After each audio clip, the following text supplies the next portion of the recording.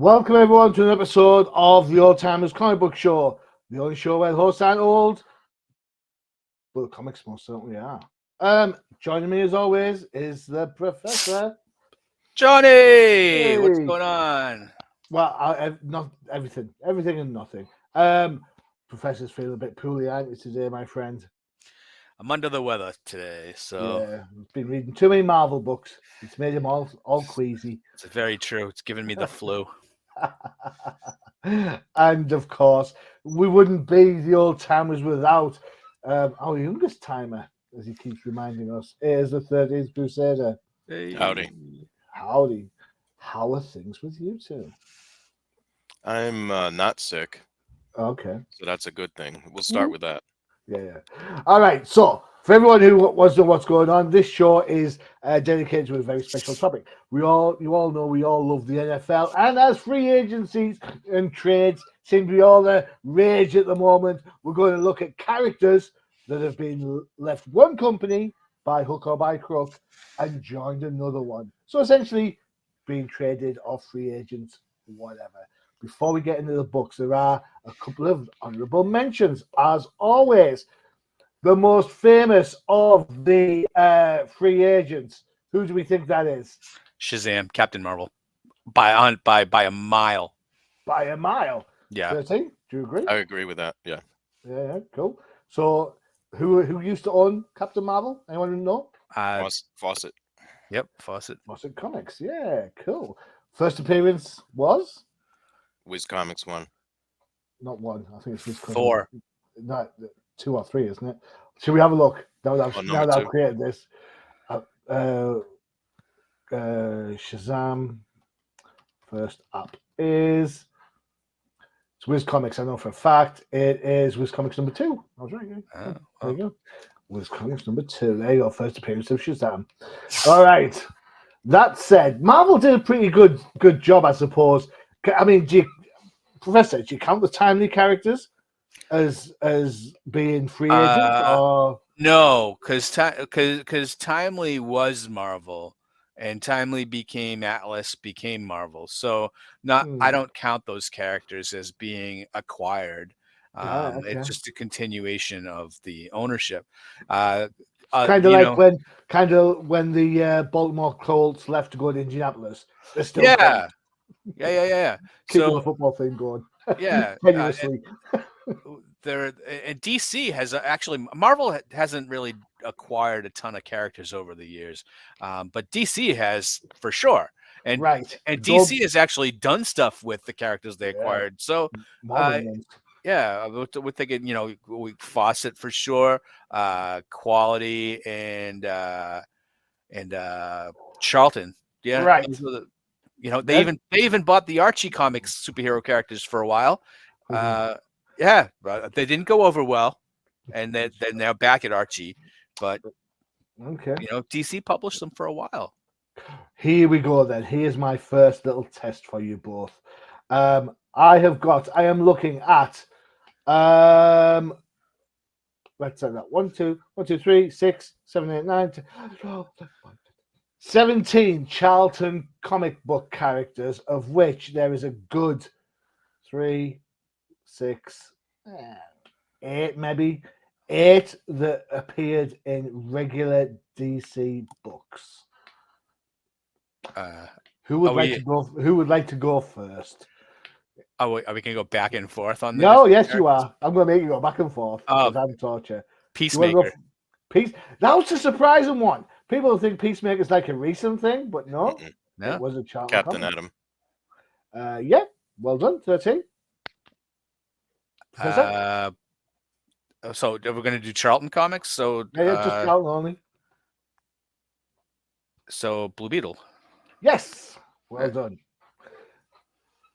13. The question. Well, no. Keep going. Charlton comic characters that have appeared in DC Comics. So far, you've got Peacemaker, Captain Atom, Blue Beetle. 13. Peter Cannon Thunderbolt. Oh, yeah. Yes, that's a good one. Yep. 13.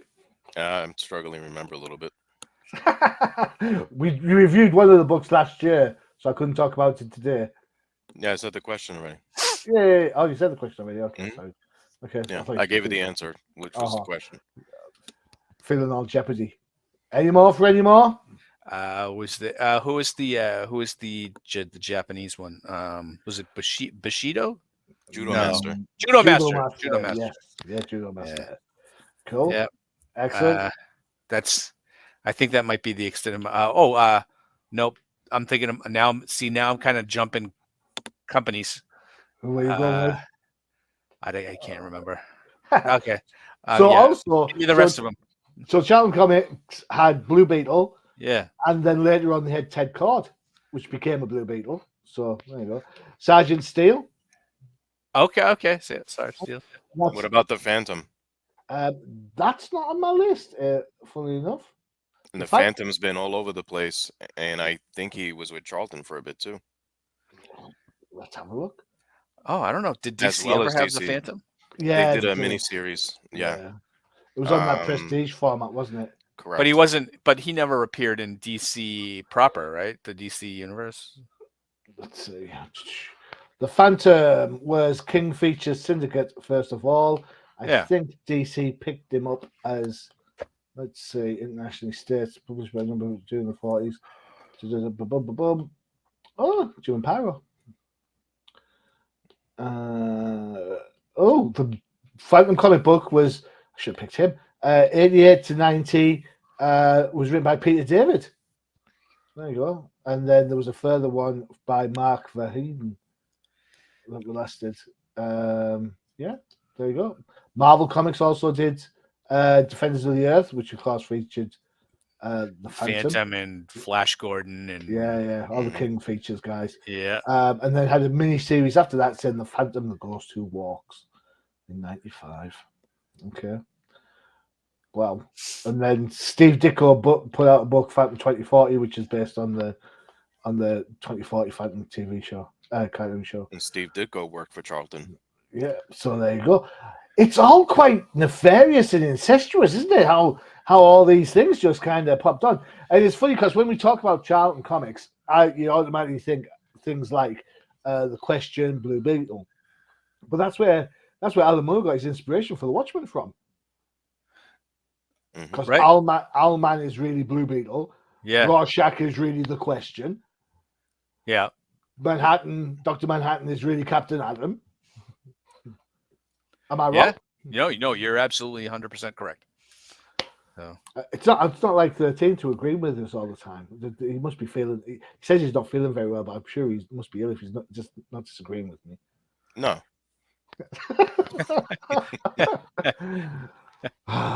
Remember, machine, use open questions. Get more answers out of them. All right. Shall we dive into the books, which is a closed question? Where are we going first? Go on. Sorry. no, I think there's more to be said on the on the acquisition of other companies for the purpose of publishing comic books and taking their heroes, right? Okay, let's go for it. And there were a couple of times that were actually out of our timeline, but the Wildstorm moved over from Image to DC, so a lot of all the Jim Lee and characters are all over there now.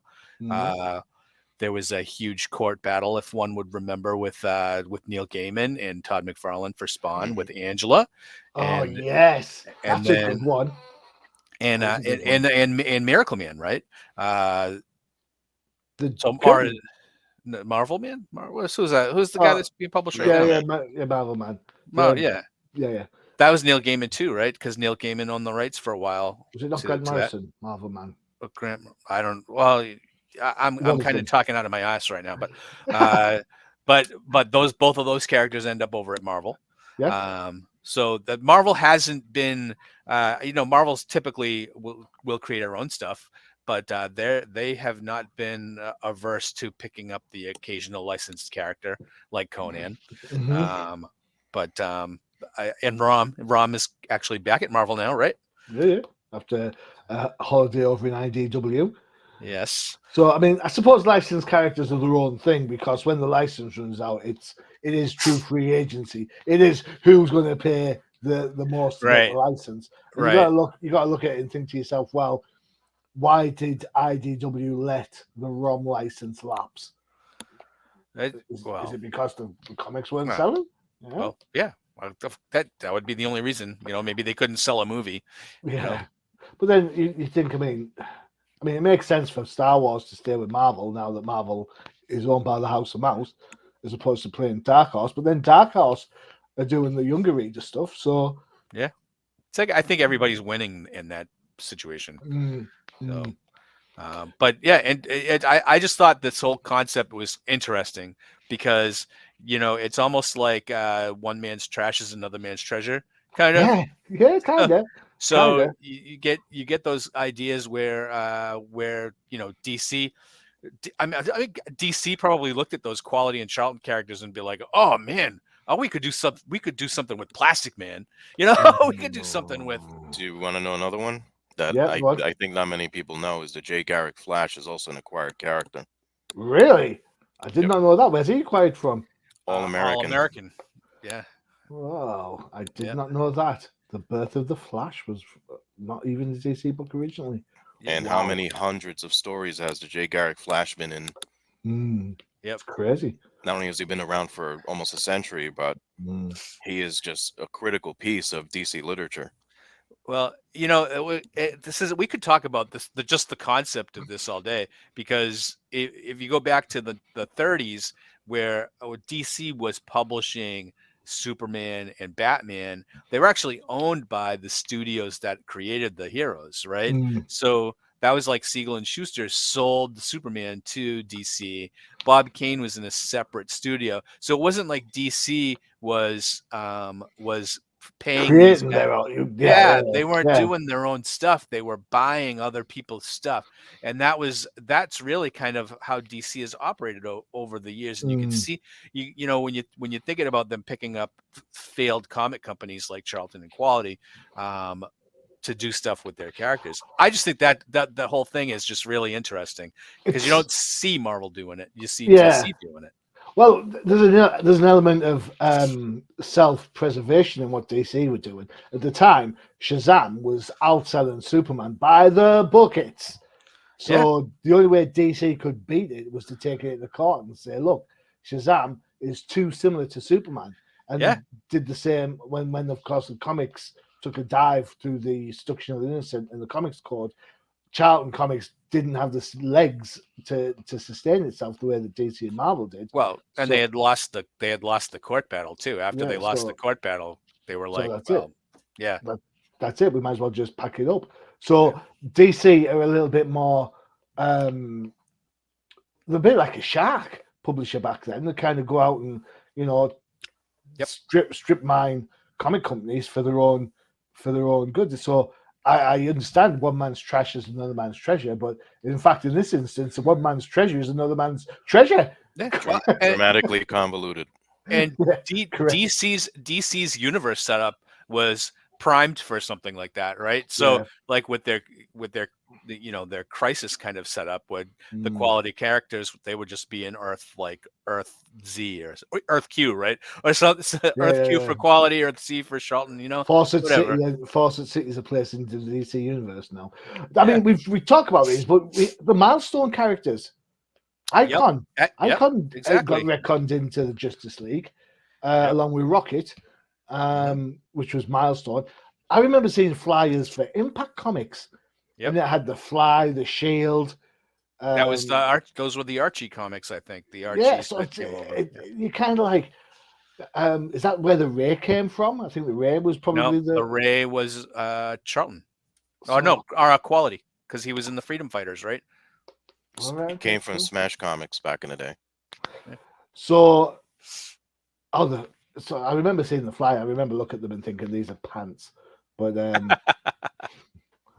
what can I do? What can you say? So I mean, I suppose the success of DC has that model has been let's go out and get. If we can't create it, let's go out and buy it. Yeah. And then so I'm sorry to keep on this subject, Well, but go for it. Valiant created their whole universe around licensed characters, right? Yeah, that's a good call They as had well. Magnus Robot Fighter, Solar Man of the Atom, and Turok, and then created their own, like Exo Manowar and other characters, Eternal Warrior, Mm-hmm. and seamlessly melded them into the Valiant universe. Mm. So, and then unfortunately, those licenses go away, right? So, I now think they don't Valiant's use gone those. away. I can't remember the last time I saw a Valiant comic. I don't know Uh, if it's still publishing right now. I haven't read a Valiant comic since the '90s, so Well, I know someone who likes Valiant. I like the old Valiant, obviously. Yeah, well, obviously. And there Ninjak is was a your current Ninjak. issue floating in the stands right now. Is there? Yeah. I would not know. I think Exo Man of War was the last one I saw, the Liam Sharp book. Hmm. And that was a couple of years ago, maybe even less. I don't know. No, but you like Liam Sharp as well, so no. So you're right. Valiant had its gold key characters, wasn't it? Gold key. So Solar, as you said, Solar Dell, or Solar, yeah. whatever. So yeah, it's how did they manage? So why? What's the logic behind it? To think if you've got something like Solar Man of the Atom, for example, and Turok Dinosaur Hunter. I remember when that came out for Valiant back in the 80s. Yeah, Everybody wanted Turok. And it's pretty Yeah. lame idea. It's like, it's a guy that hunts dinosaurs. If there's no dinosaurs around, you're pretty much screwed, right? It's I like thought the video Ghostbusters if there's no ghosts. they had a crossover video game that I thought was great. But hey, that's one of the few like successes, I guess you'd call. I don't know. I don't know. Did I say, the Valiant books that you read, were you into the whole gauntlet of the old Valiant, or was it just the new stuff like Ninjak that you were kind of into? I wasn't at first into Valiant at all. I just Mm-hmm. looked at it as an opportunity to get outside of Marvel and DC as something different, as with any independent or these other bigger publishers. So in time is when I acquired the taste for pretty much wanting to gain the knowledge of everything else that they did. Mm-hmm. Yeah, I thought it was when I got on board with the Valiant was the ability to get on the ground floor with Mhm. a company that was universe building, Mm-hmm. and I kind of wanted to make sure that like I had all the issue ones and everything. So I was a Valiant zombie for a good year or two. Yeah. I tried. I really did try. I didn't mind Exo, and I didn't mind Shadow Man. Yeah. I didn't mind Eternal Warrior, and that's where I stopped. Archer and Armstrong, I could take or leave. Magnus, and then Rye went bonkers with Rye in the future, and then this kind of gave up on Rye to do Bloodshot. Yep. And I was like, "That's it. You've lost me now. I'm done." So yeah.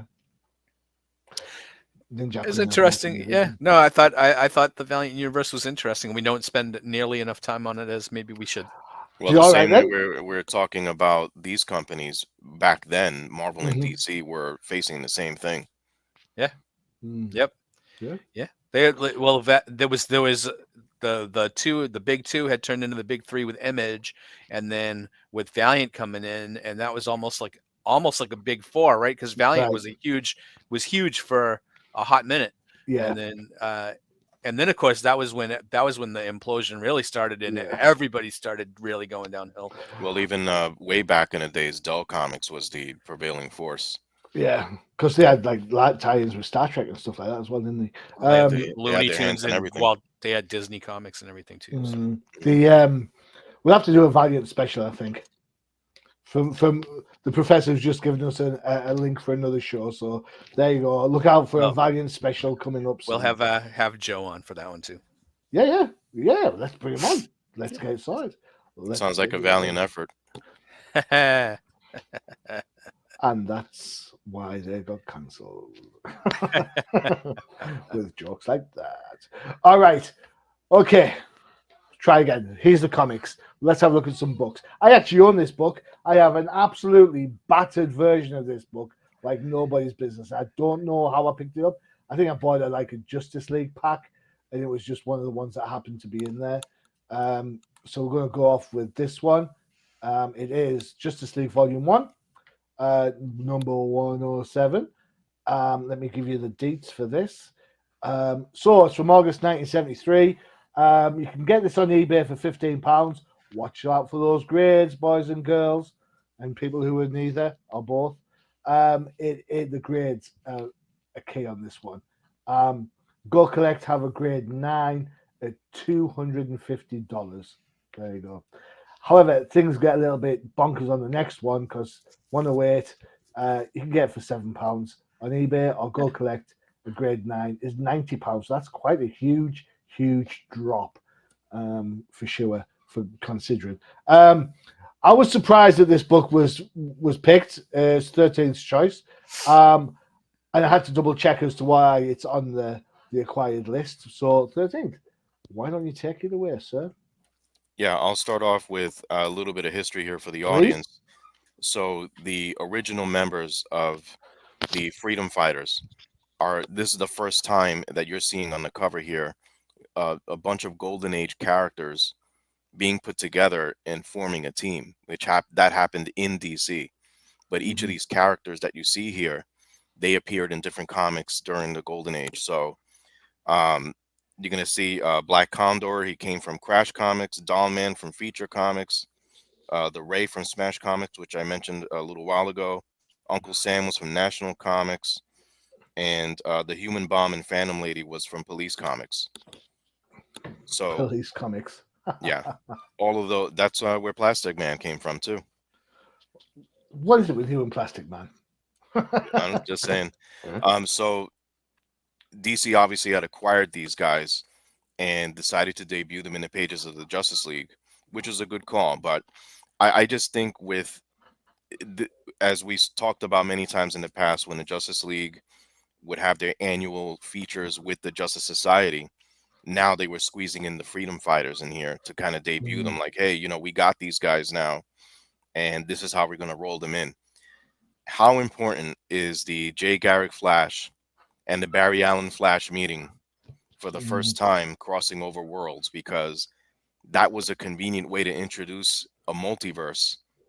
And now here we are. This is the same exact thing that they're doing to introduce the Freedom Fighters. So not only did they band them together, DC went outright and said they're on one of a multitude of different Earths.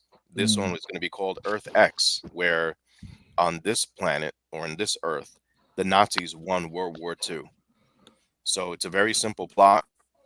A great way to introduce these Golden Age characters, blend them in with half of the Justice League and half of the Justice Society of America. But then they just went with the old tradition of breaking up the teams to go Yeah. fight a menace, doing things in chapters, et cetera, et cetera. So, um, Let me do the credits rundown because I didn't do that earlier. So you're right, it's a formulaic look written by Len Wen, Dick Dillon and Dick Giordano are artists on both. Glynis Wynn, I have it in good authority, is on colors, and Ben Order is on letters. There you go. Sorry for jumping in on there. no worries. Yep, yes, worries. Cool. Yeah, so it's very wordy. It's really more of a who's who and getting to learn who are the new players in DC, which is the Freedom Fighters. Hmm. And again, for the audience, this would be the last time we'd ever see the Freedom Fighters either. Um, Other people joined, particularly in the pages of the All-Star Squadron, of one of my favorite runs of DC. There were many other members that were added onto the roster of the Freedom Fighters, and then them joining with the All-Star Squadron as well. So, but this is where it all started. They met the Justice League and the Justice Society, and they basically teamed up to reverse the Nazi hold on the world, on Earth X. So Mm. that's basically what that story is all about. So I'm not going to spoil it all for everyone, but again, like Johnny said, it's very formulaic. That is definitely true, as with all of these annual meetings of the Justice League and Justice Society and whatnot.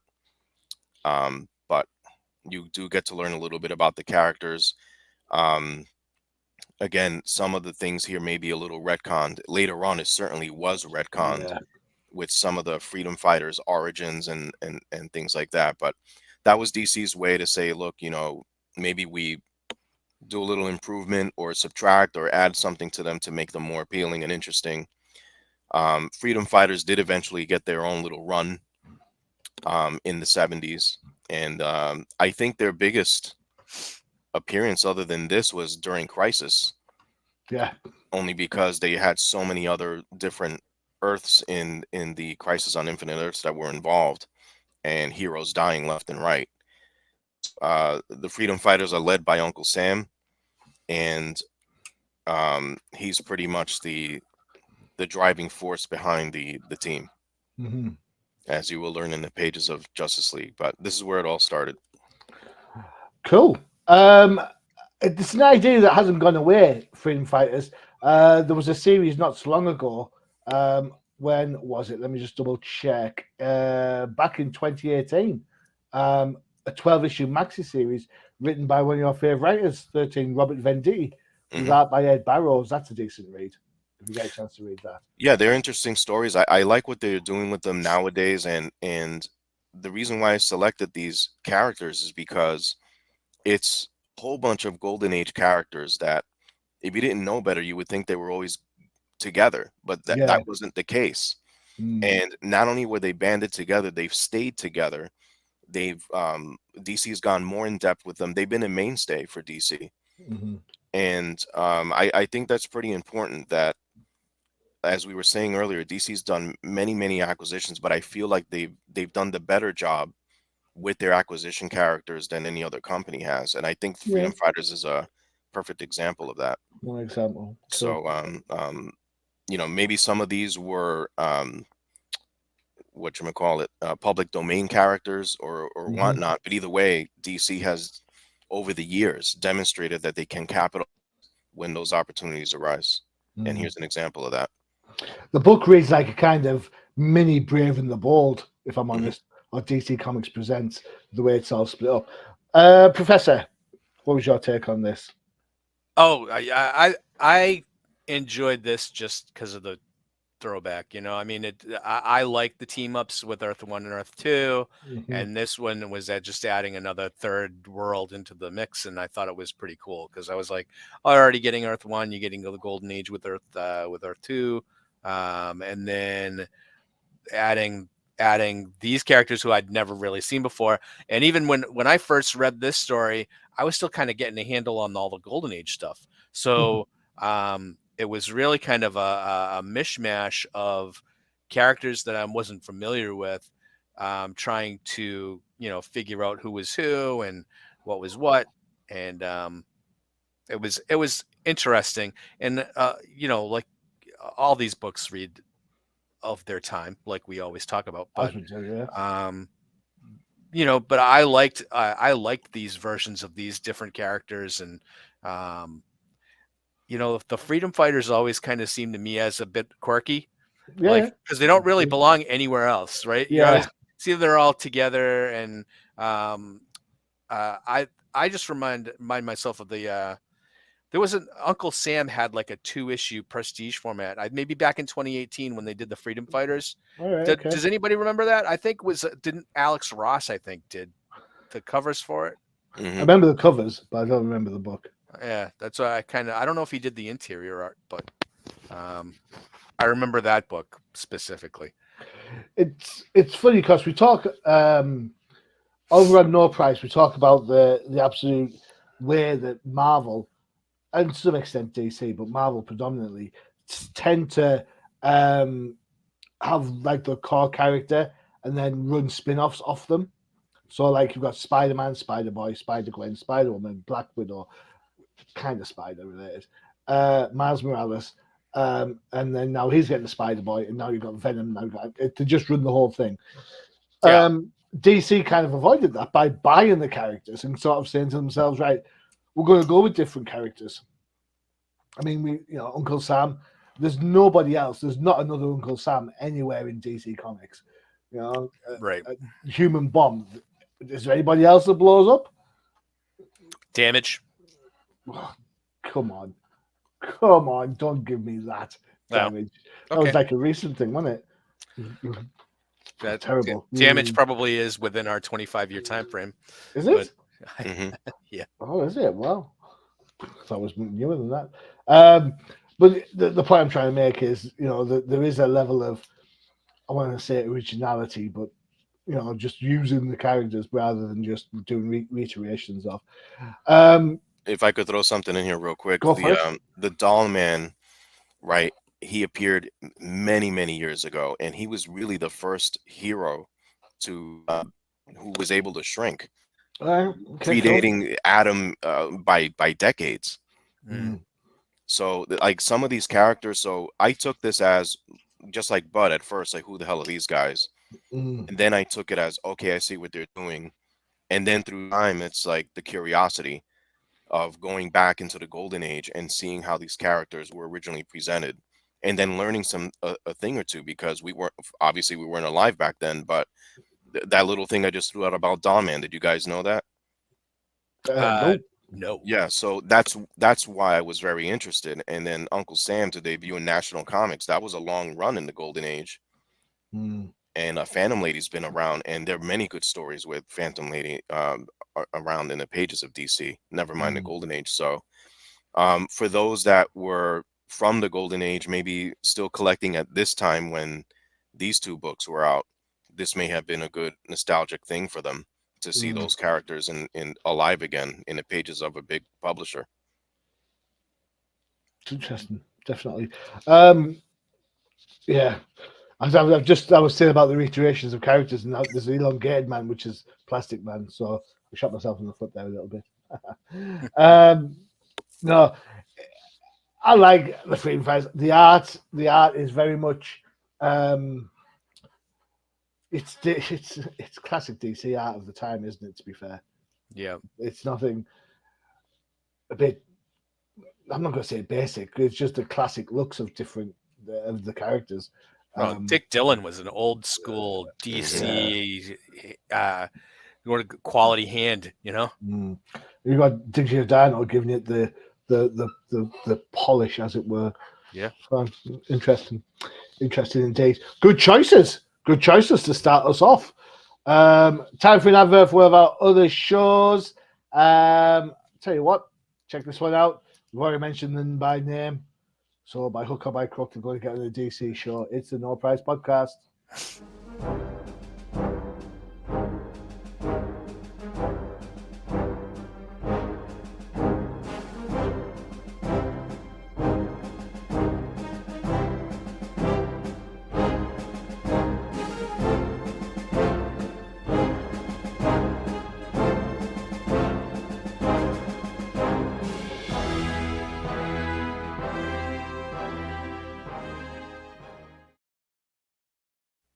You have it. The No Price Podcast drops the day before us. So if you're watching us, you want to know what's going on in Marvel, go back in there and check that out.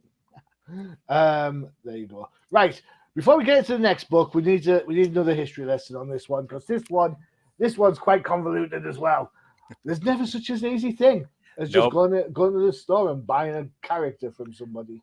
So this is the professor's choice, and say choices because we're going to look at a couple of books. I'm not saying anything at that. I'm just going to say we're going to look at a couple of books. So, Professor, what's the history? Why are we talking Ultraverse? Well, it was when I was doing the brainstorming when we had the idea for this particular theme, and I said, I was like, oh, DC was really good at acquiring other companies, and then I was like, well, did Marvel ever do something like that? And of course they did. They never really did much with it, but they did do something.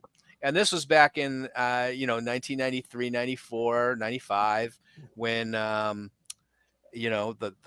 this was the speculator boom. Here's a little bit of trivia. So Malibu Comics, that kind of started publishing their own superhero line back in 1993. What is their other claim to fame prior to that? Malibu Comics. Yeah, They were the publisher of choice of Image, weren't they?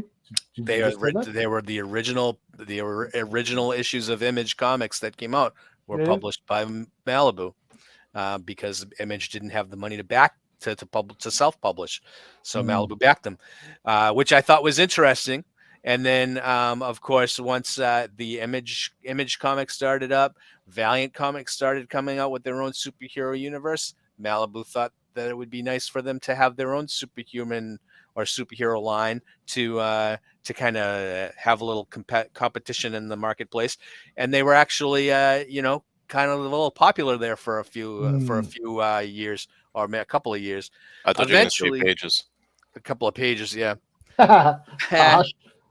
um, the what happened was, of course, once everything started going south, Marvel bought Malibu, and this was their what they decided to do with it for the year or so that they were actually publishing crossover Yeah, stuff.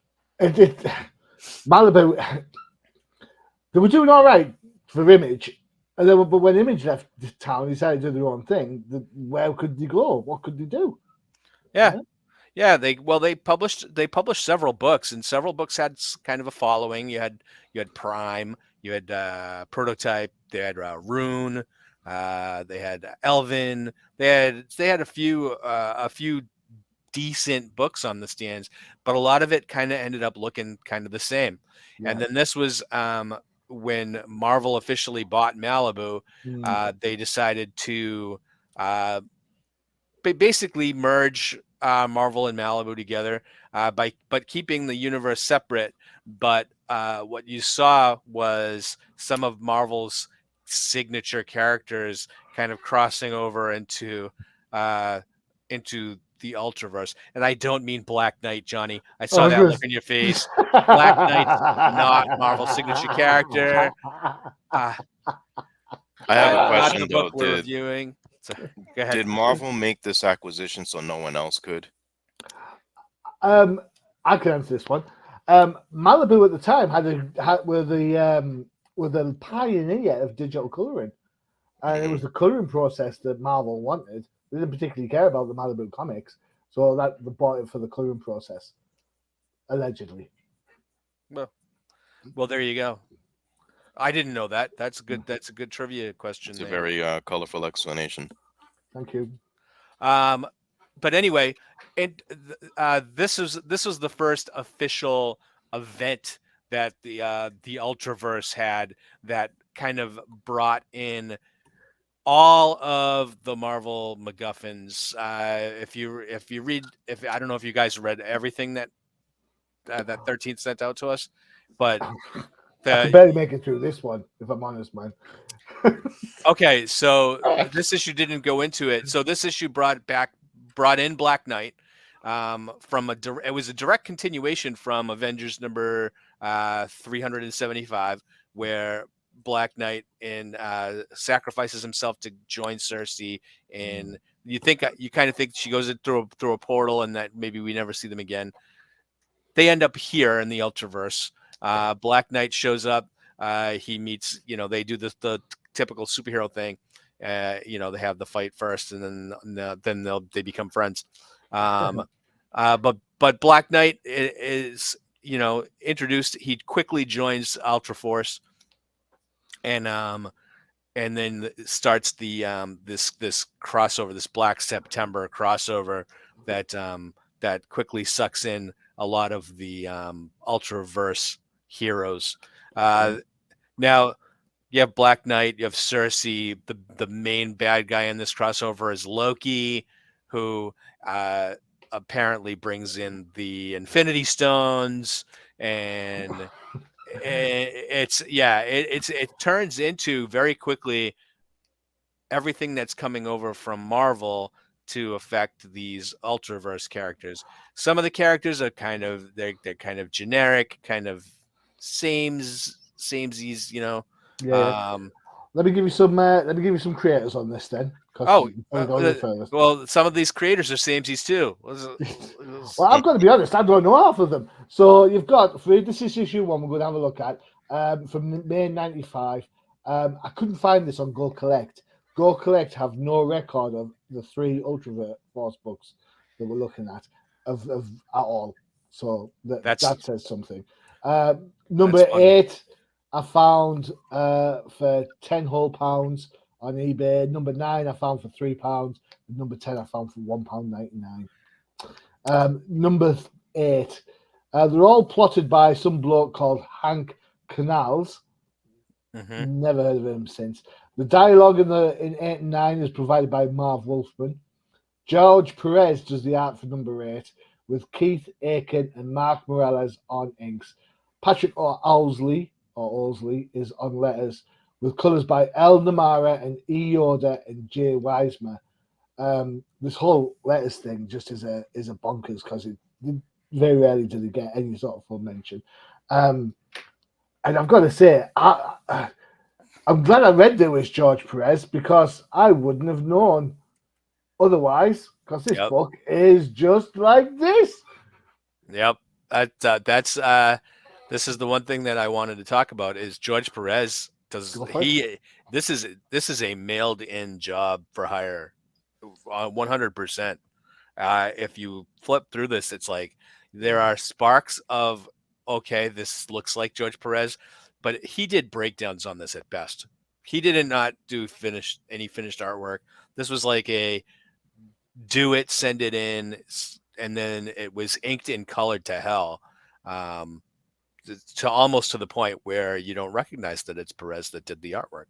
So, um, to me, if Marvel actually bought Malibu for the coloring process, it seemed to me to be in its primitive stages True that. because it was not the best looking book out there, and this actually is the best looking one of the three. Oh, it gets It decidedly gets worse. worse, and It then when does, you yeah.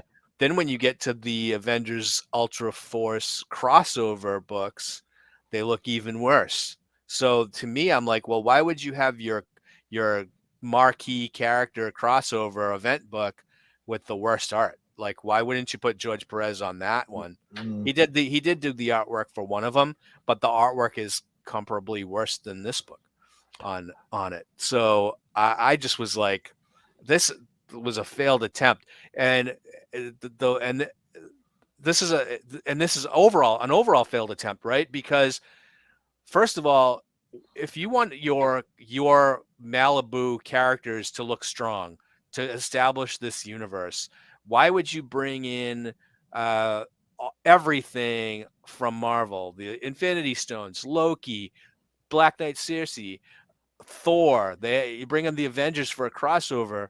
Harley But Quinn. Oh, sorry. no, but these characters, Mm, these characters that are supposed to be the main characters of your book, and they are going to be going forward. Prime, Prototype, this character that they introduced in this issue, Siren, Topaz. Some of those characters actually look pretty good, but uh, they become the B team when these other characters show up. So to me, they're taking on. There's no villains in this universe. There's no villains that I saw. The villain was Loki. There's no big threat. There's nothing in that universe that makes me want to come back and read about these characters in this universe. So that was the fail for me, was it didn't really do anything to establish why I want to come back and read this book again. mhm, And in turn the rest of the universe. They had a ton. Malibu was publishing a bunch of other books other than Ultra Force that they never mentioned. You're like, why don't you bring in some of these other characters? mm, You see, hard case comes in for the crossover, but they mention a Rune Silver Surfer crossover, but they didn't do anything with it. They mentioned a couple of things. There's another character called Mantra mhm, that was in the Malibu universe, but they didn't even she wasn't even in this. I'm like, why wouldn't you bring in all of those characters and establish a universe set, and going forward? Um, I I can see why it was failed. But prior to this, I mean, the Ultra Force had their own cartoon. They had their own toy line. They had all kinds of stuff that in the '90s should have made them super super successful in a crossover product, and it was failed. Within a year after this, you'd never seen any of these characters ever again. And mm, that's the difference between Marvel and DC, because Marvel still owned all these characters. They could have brought them into Marvel Universe and done something with them, but they didn't. mm, And some of these characters I wouldn't actually mind seeing again. But It was they just didn't do anything with him. How ill are you to say that? You must be running a temperature. I got a bit of a fever. I got a bit of a fever, but no, I mean 15 degrees above normal. what I mean is the character designs and the Yeah. interesting, you know. But a lot of the character, like Prime, is like I don't care if I'd ever see Prime again. He is not even a Superman clone. He was a Superman-ish, and then Oh, Prototype is Iron Man-ish. So it's like they're all drawn like that. Come on, it's awful. George. Come on, George. The Like artist for the second book isn't George. For 109, we changed artists and we went with J. Royal and C. Alexander with a well, different bunch of set of inks with J. Whiting and yeah. S. Baskerville because the Well, outline to the hounds. Hey, clearly, clearly the clonage image, going on. there's a lot of image type '90s stuff going on here. And I think looking through these books, this was the thing that struck me. It's like Malibu have their idea of what was working for them when Image was in town. Yeah, So then when Image left, they decide to just go with a whole Image-esque appearance, and it just does not work from that point of view. It's just too much. And then you throw in the Marvel characters, and you're kind of thinking, why am I even? Um, I was baffled by the whole thing. yeah. Uh, I Sorry, go on. well, I was trying to go back, 35 years ago when this first came out, Mhm, the with how I felt about this because I was a huge Avengers fan, and when mhm, the Black Knight and Cersei go, and then all of a sudden they're showing up in this new universe, I was like, mhm. wow, do Black Knight and Cersei become A players in this universe, and instead of the C listers that they were in Avengers? And I Nope. was excited to check it out and excited to see what they were going to do with them, and if they were going to like character growth and introduce new concepts, and it just didn't happen. It was like they just threw him on a team and he just became the leader of these also rans. So Yeah, whatever. it's awful. It's just plain awful. 13. What was what was your take? Did you buy these the first time round? I know I personally I stayed the hell away from this. Malibu. Yeah, I was like, nope, I Yeah, no, this is cannot. not a September to remember for sure. Um, the third book we're looking at, which is the third part of the storyline. I think we even changed writers. Let me check my stats. Oh no, Yeah, we still got Hank as plots, but this time the script's by Phil S. Kane, John Royal and Joyce Chin, and now on art. We've got Jeff Whiting and Bruce Patterson and Jim Sanders. So we've got two more inkers on top of that. We got Vicky Williams on letters, never before on the book, and then we've got Shannon Blanchard on colours. And yeah. I've got to say, this book is just downright ugly. We'll get it in there in a minute so you can have a look at it. So, sorry, 13. What were you about to say about this book? You know, the Oh, Malibu universe was a universe that never really was able to stand on its own 2 feet, and then it mm, was overcrowded and overwhelmed with something as big as the Marvel universe. That's basically what happened here. So this became Malibu universe quickly turned into an Avengers book, and that was evident in the issue 8 with George Perez. And mm, I agree with you guys on the art. I think the best piece of art there were the floating heads that he did. That agreed. would give me some sort of inkling that this was indeed George Perez because he was good at that. And Mhm, some of the flashbacks he drew to explain the Avengers, again, he was known for his group shots. So some of these angles are very George Perez like, although I agree that it doesn't look like finished art. Nice colors. I think in the Ultraverse and Avengers crossover, there was a character there named Topaz who was from the world of Gwendor. That Yep. was as much as what I found to be interesting, and then that was it. But again, with these smaller comic book companies, especially one like Malibu, this is a perfect example of how they were not really firmly planted in the ground mm, and messing around with Image and messing around with Marvel. And how's that working out for them today? Yeah. mm. It's like they didn't know what to do. Correct. And Marvel tried to seize the opportunity, so kudos to them for that. But if you really want to establish these characters, you can't just thrust them into a war and a crossover on this kind of a scale with the Stones and Loki, and Mm, like there's really no background to this. And I think that's where pretty colors, and some of these characters you want to learn a little bit about them, but you're not given the chance to. Yeah.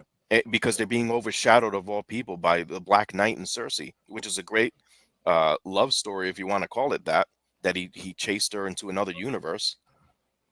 I Hmm. like the Black Knight Cersei triangle. Yeah, and I Back think in that's the Avengers. highlight of this whole thing, and that doesn't make it a Malibu comic anymore. Yeah, yeah. Yeah, that was really what my issue with it was that I felt like they had to bring in Loki, like because there's not a big threat. You don't see any threat in this Malibu universe other than Mm-mm. Loki. There's no.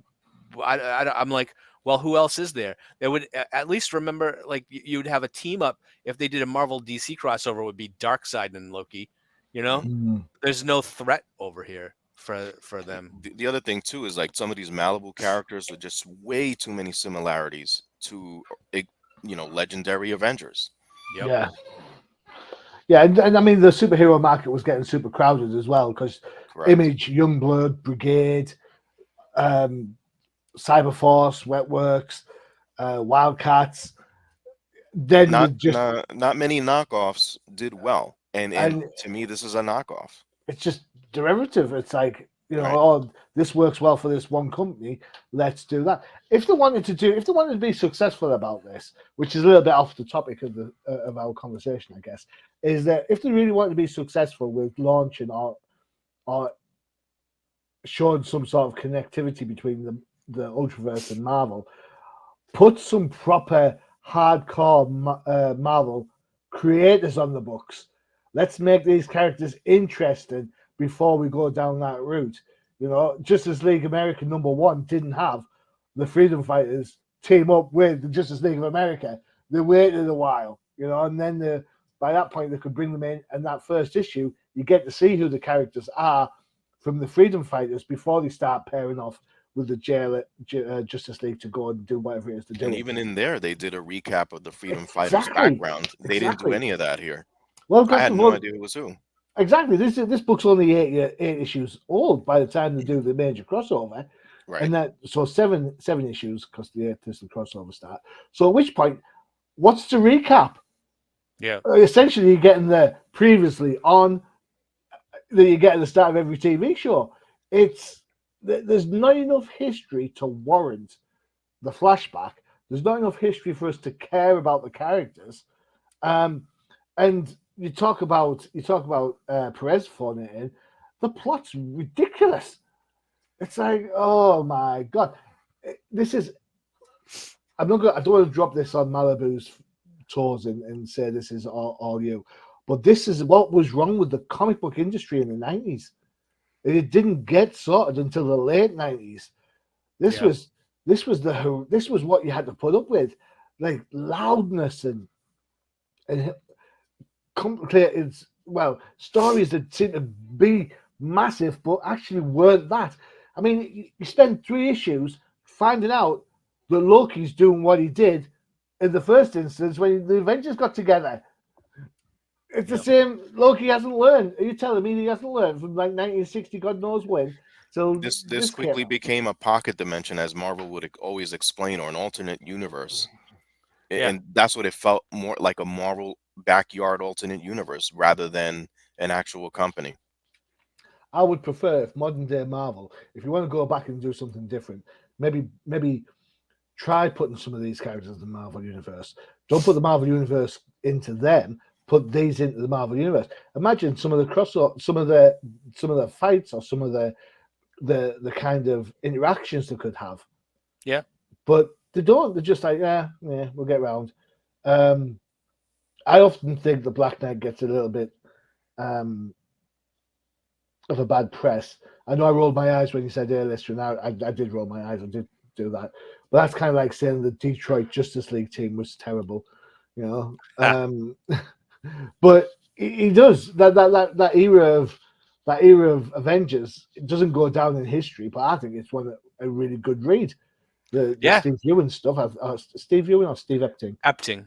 Epting. I think it's a really good read. I think it's good, solid storytelling with some good, solid characters. They're not the Iron Mans. Cap's there, Black Widow's there, but that's it really. Other than that, it's Yeah, Crystal, Cersei, and the Black Knight. Vision, I think Vision's there. yeah, So the take. They don't exactly make the silk purse out of a sow's ear, but they do a damn good job in comparison to some of the books. And when you consider that at the time X books were uber alles, so yeah. yeah. So no, this is if they really wanted to do this, they would have given time for the Malibu universe to breathe. And if they wanted to do that, they could have, Galactus could have landed on a planet or something. Why does it always have to be Loki? But Yeah, crazy. they didn't have enough time to establish anything, so Yeah. it is what it is. It was awful, is what it is. I mean, we have a ton of research material to look at before we do the shows. And I'll tell you now that I looked at these three and I was like, right, that's it. You've put me in a bad mood for all day. So I'm not looking at any more of the Malibu Avengers stuff. I don't care. It could turn around in the Avengers Malibu crossover finale. It didn't. Don't worry about it. That's fine. Interesting topic. Characters that have gone through free agency and trades and whatnot. Let me ask you this question then. This question comes up a lot on Twitterverse and all this sort of stuff. If you were to take characters from, say, Marvel and put them in DC and vice versa, which characters would you like to see interact? And I know they've done this before with Amalgam Comics, but let's see if we can kind of push the boat a little bit and see what differences we can get. So, who would you not amalgamize, but which characters would you like to see work together? Work together or just cross over and do the usual superhero stuff. I don't know. I'd probably put Wolverine over in DC just to see what kind of because DC doesn't really have a lot of different characters like Wolverine. That's true. So, DC doesn't have a lot of telepaths either. That's true too. They have Looker and that's about it. Team? Yeah, for me that one's easy. I would take the question and put him in Marvel because Marvel has demonstrated that they're trying to be a realistic world where even at times they don't trust their own heroes. And Question is already by nature someone that questions everything. Okay, So cool. I think that would be interesting for hero and villain. Okay, that's an interesting take. That's it. Cool. I like that one. Nightwing Daredevil. Just for the acrobatics. What? Power Girl and Captain Marvel. That's a little bit too sordid, I guess, for me. Satana and Doctor Strange. That might work. That might be a nice I'm crossover. not winning anybody over with this idea, am I? It's fine. Fine. They're actually coming out with the Marvel DC Omnibus with all of the amalgam books in it. Never thought that would see the light of day.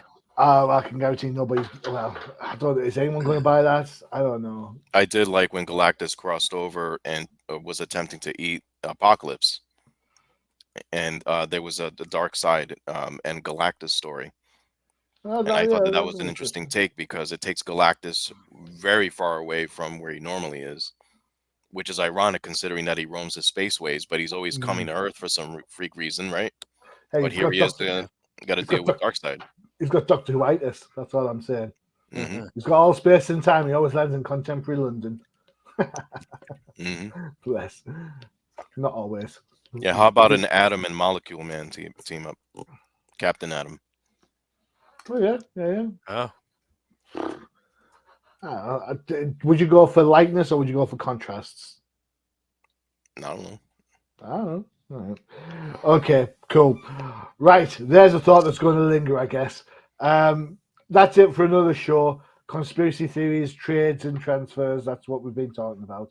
Don't forget to check out the UCPN for all your favorite shows, including Professor. No Prize Podcast, all about Disney Plus, the MCU, and we do talk some comics, Yeah, just about. unfortunately. 13th? And a definitive crusade where we talk about all the recent DC comic books and the team up that never happened with Rick Jones and Snapper Card. Thank God. Ah, Bullet dodged. And of course, you've got Outside the Panels, which made its welcome return last week with a couple of interviews, with more on the way. There you go. Check it out for the interview show. That's it for this week. Professor 13, thank you so much for spending the time with us. thank you, Really enjoyed Johnny. it. Of Yep, course. excellent. I look forward to our Valiant special. I'm already picking which books in my head I'm going to look at. We'll see how that goes. So I've been your host, Johnny Machine Hughes, and as always, adios. Trailers at some point. There you go.